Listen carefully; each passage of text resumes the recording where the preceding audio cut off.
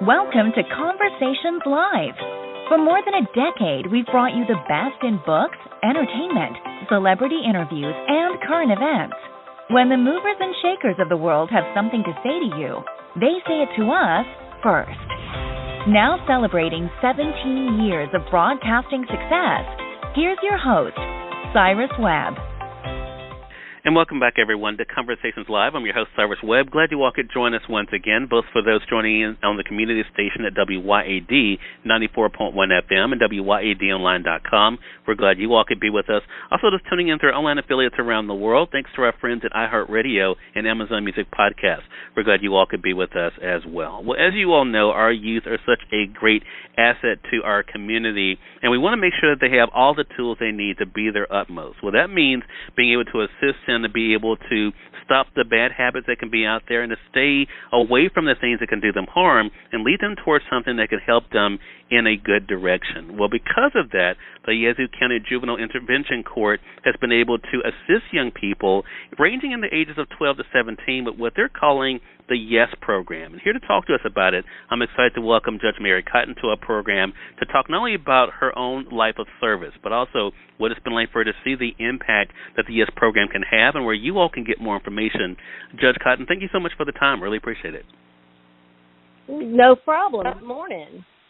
Well, excited to talk to you about this because, our young people, they have so many things that are coming at them. So I want to talk about what has it been like for you, Judge, to be able to see the way that programs like YES have been able to offer them an alternative to what's out there.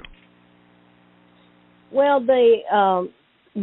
before I became judge, I did a lot of work with the youth court system here in Yazoo County, and one of the things that I noticed were the fact that we had teenagers coming in, and they come in for different reasons, mostly on the delinquency side of things, where they've done something pretty stupid and they've gotten picked up and taken to the detention center, and so I started out as a juvenile defender and talking to the kids when we're getting ready for their hearings. I would ask them things like, what is it that you plan to do with the rest of your life? What is your end game? Where do you want to be in 5 years? And a lot of the times the kids' faces would light up talking about that. But then when I asked them how they thought this activity they were doing was going to get them there, then they would basically shut up because they realized that the choices they've made have gotten them in a bad situation. Now, the beauty of the youth court system is that youth can make mistakes, and they, of course, will have consequences for them, but youth court records are sealed, so they can make the decision to not ever do that again and not ever have to look back on it either, so that it's not something that follows them as it would if you were 18 years old committing crimes, that it follows you, when you're in your employment and really for the rest of your life and can keep you from finding a real job, as they say. And right. And I noticed that there were plenty of them that they're smart enough, and of course some of the things, I see a lot of things that are kind of comical a bit, because you're thinking if they can use their brains to figure this out, if they use their brains the right way, they could really accomplish some things, if they were redirecting what they were doing. So right. While I was doing that, and in my private practice prior to being judge, a lot of the stuff that I dealt with had to do with children, and that's kind of where my heart has been really the whole time. And so I wanted to try to figure out a way to change things. And the other thing that I noticed also was the drug use of the kids that I saw up here in Yazoo City as well. And so when I was running for judge, that year that the campaigning was going on, right prior to that, I had spoken with Judge Stacey O'Neill, who is the youth court judge in Madison County, and she has a program similar to this Yazoo County Youth Empowered to Succeed, or the YES program, and hers is called Madison County Jobs for Youth. And when I spoke with her and checked into that program, I thought this would be something perfect for our kids here in Yazoo County. Yazoo County is a poverty county, and so there are not a lot of opportunities for kids here. And you see a lot of bad home situations that lead to this, whether it's clearly not being supervised by a parent, or a parent not caring, or you got one parent and that parent has lost some manner of control over the child, and we've also got kids that don't have a support system at home. And so when I found out about her program, I wanted to emulate that in Yazoo County to help our kids to succeed. So when I took the bench, I couldn't do it the first year because I thought I could, but then I figured out I couldn't. And so last year I started actually 2 programs. And you were mentioning the juvenile intervention court earlier. That is actually a separate court under the youth court for the drug use. And then the YES program is the educational component. So there's a little difference there. But the drug court program started in August, and we have 18 kids in it now, September of last year, and we have 18 kids in it working through that program, trying to get them drug-free and back on the road to sobriety. And but the YES program is one that takes kids that are 16, 17 years old, and they're in my jurisdiction for whatever the reason. It does not have to be anything real crazy, and it cannot be a violent offense, which protects my staff as well as the other students. And you take a child that may be struggling in school, maybe they are disruptive in class, they're disturbing the school session, being disrespectful, not coming to school, and or if they're on the abuse and neglect side that goes through Child Protective Services, they can be in the program. Anything that puts them in front of me gets them the opportunity to be put in this program. Once they are in the program, there are 2 sides to it. The first side is the GED prep side. We have a teacher that's on staff that teaches the kids 3 hours a day, getting them ready to take all of the sections of the GED test. Each time they pass a section, we reward them with a gift card from Walmart. Then they have, in the afternoon, they have the career side of things, and it's called Smart Start is the name of the program. And in Smart Start, they learn life skills, budgeting, job interviews, resume building, professional emails, how to present yourself, those kind of things, along with where am I going from here? Am I going to go to college? Am I going to go into the military? Am I going to go a trade route? And we help them navigate that. They have our career services manager talks to them at length about their strengths and weaknesses and things that they like to do, that they enjoy doing, and try to navigate that into some sort of workable money-making opportunity where they can sustain themselves and not be dependent on government assistance for any reason. And while they are doing that and navigating that with her, we also are looking for internships for the kids there. And if they are in an internship and they're going to go to college, after they've worked 200 hours in that internship, we give them $2,500 in a MAX account, which is a college savings account to use for college.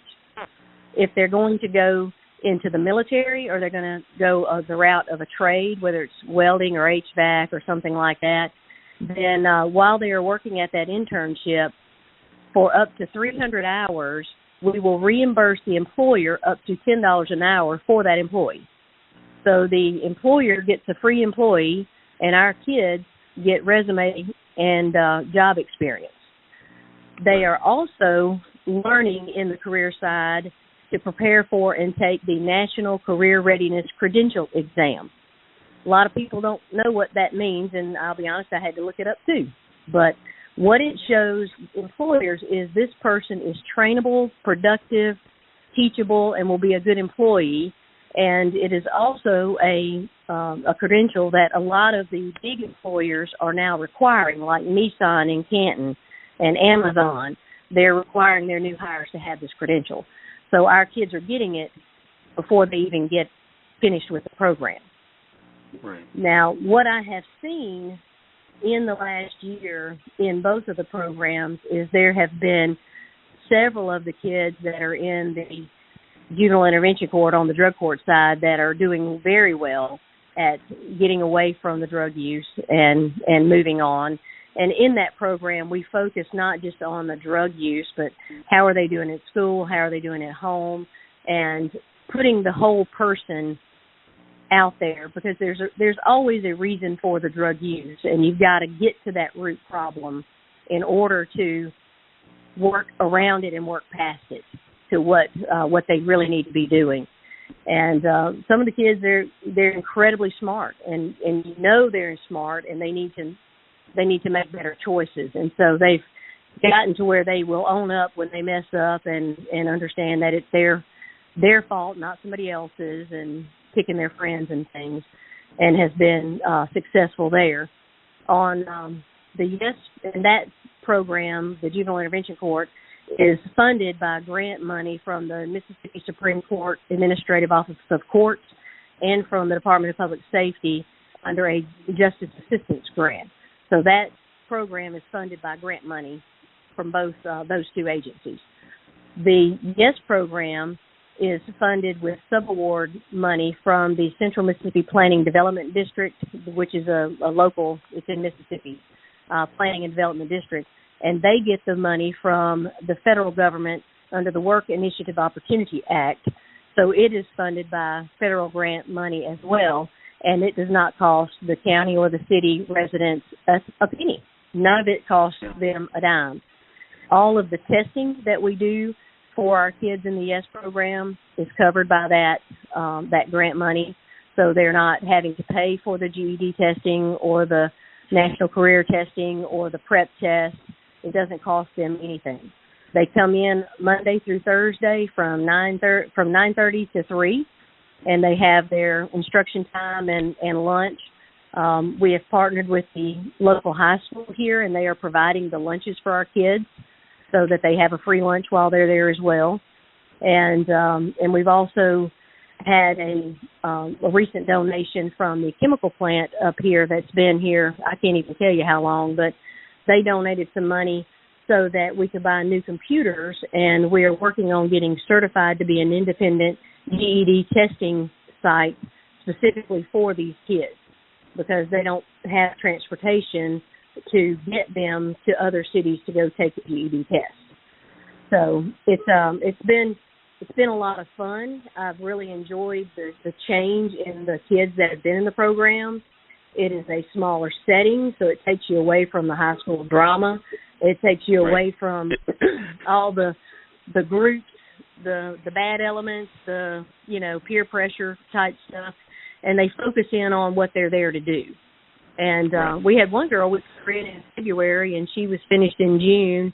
And so last year was our first year, and we had 3 that graduated at the end of June with their GED and their NCRC credential, and are now working towards internships in college. That's amazing, Judge. And I love the idea, for one, that they are allowed to be able to know they have choices. There are options for them. They don't have to go the bad route, the negative route. There is another route. But also, too, the thing that I really appreciate from what you shared here is that they're able to use the talents that they have, the interests that they have, and see how they can be able to use that moving forward. And I think that is a great thing there.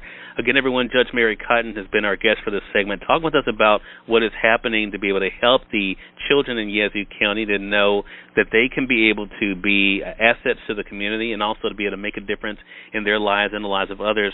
Judge Cotton, where can our audience go for more information? Well, we are working on a website. We don't have it up quite yet, but the phone number for the office is 662-763-5054. Miss Emily Horton is the program director there. We also have Miss Ashley Ingram, who is the career services manager there. We have a teacher that is Miss Vernetta Fairley, who is from Belzona, who we brought out of retirement to take on this task. And all of them have a heart for the children and want them to succeed. And when the kids figure that out, and that we're behind them, and we know that they can do it, and we're we celebrate every little success we can come up with to keep them engaged and keep them moving towards their goals. A lot of times their goals change while they're there, and that's the point of the program. The girl that finished quickly originally said she wanted to do nails as her profession, but all you women out there, you know, they can make good money too. But when she took her GED test, she really killed it in math and science. So we were also looking at other opportunities in the math and science area that she might enjoy doing as well. So helping them figure that out at that age is part of the program, and it's a big help, and also helping them if they get ready to go to college, filling out forms, looking for scholarships and things like that. And I've told the boys, we've got one that's going into college for welding, and I said, look, don't worry about it if you'd rather have a trade than a 4-year degree, because I'm always going to need my air conditioning guy. And there are always going to be people that need the welders, you know, and right. and the plumbers and all of those other things that are not always necessarily technology based, you know.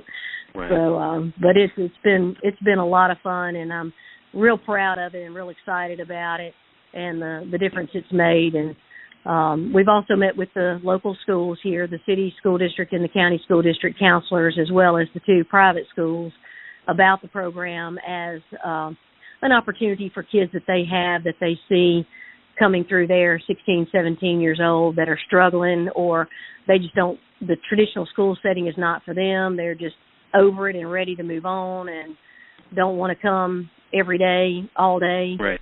And how long they're in the program, they have up to 2 years to finish it.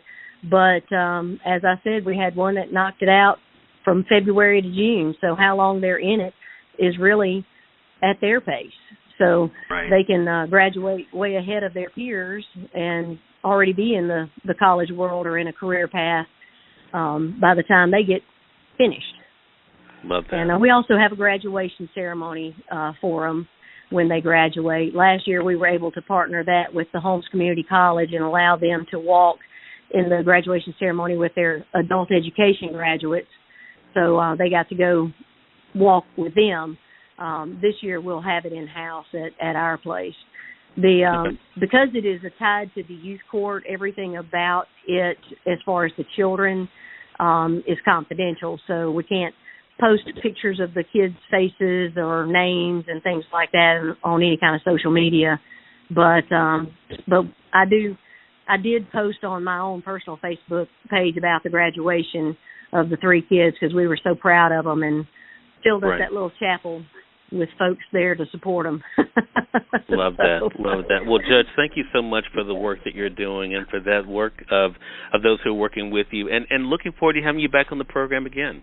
Well, that is quite all right. Now, you've got my number if you have any questions or you need any other information, or the folks can call the 662-763-5054 number to talk to Emily. She is there from 7:30 to 3:30, not your traditional 8 to 5, because they don't leave for lunch. They stay there the whole time, and they're there primarily when the kids are there, and they are also there on Fridays, but the students are only there Monday to Thursday, but the staff is there on Friday as well. So the kids can come in and make up work or get ahead, or, you know, if they miss a day, they can come in and on Fridays and work on that. Okay. Well, Judge, really appreciate this time. Again, everyone, Judge Mary Cotton has been our guest, sharing with us information about what they are doing to be able to help the children there in Yazoo County. And again, I love those 2 things. One, being able to give them an option as to what they can achieve, but also giving them the tools they need to be able to make it happen. It's a great thing that we can all be proud of and want to do our best to be able to support. And we thank you, our audience, for tuning in to this segment of Conversations Live. Until next time, I'm your host, Cyrus Webb, saying, as always, enjoy your day, enjoy your life, enjoy your world. Thank you all for choosing Conversations Live. And let's go make today amazing. Take care.